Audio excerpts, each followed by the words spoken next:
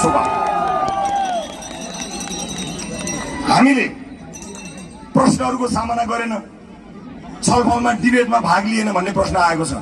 हामीले जवाफ दिने भनेको यो प्रश्नको ठेक्का कसैले नलिए हुन्छ। जनताको प्रश्न जनताले सोध्छन्, घर घरमा सोधेका छन्, जवाफ दिएका छौँ। हामीले हर घर दैलोमा जनताले प्रश्न सोधेका छन्, हरेक ठाउँमा जवाफ दिएका छौँ। प्रश्नको ठेक्का हामीले कसैलाई दिएका छैनौँ। जनताको प्रश्न जनताले सोधेका छन्।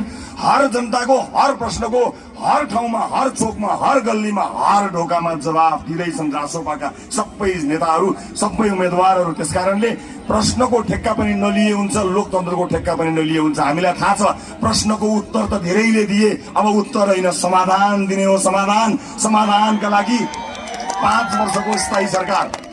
मैले वाचापत्रमा भएको कुराहरू पढेर तपाईँहरूको समय खेर फाल्न चाहन्न। विधिको शासन बसाउँछौँ, स्थिति बसाल्छौँ, स्थिति कानुनी राज्य स्थापना गर्छौँ। गलत गर्न पाइँदैन, गलत गर्दैनौँ। र जुन आँट र साहसका साथ हामी उभिएका छौँ, यो देशमा आँट गर्न सक्ने नेता को होला भन्ने कुरा एक्चुअली बालनजी र मलाई हेर्नुहोस् न, अरू कसले आँट गर्ला? हामीले नगरेको आँट। यो देशमा हामी दुईजनाले पनि नगरेको आँट कसले गर्ला? आँटको चिन्ता नलिनुहोस्।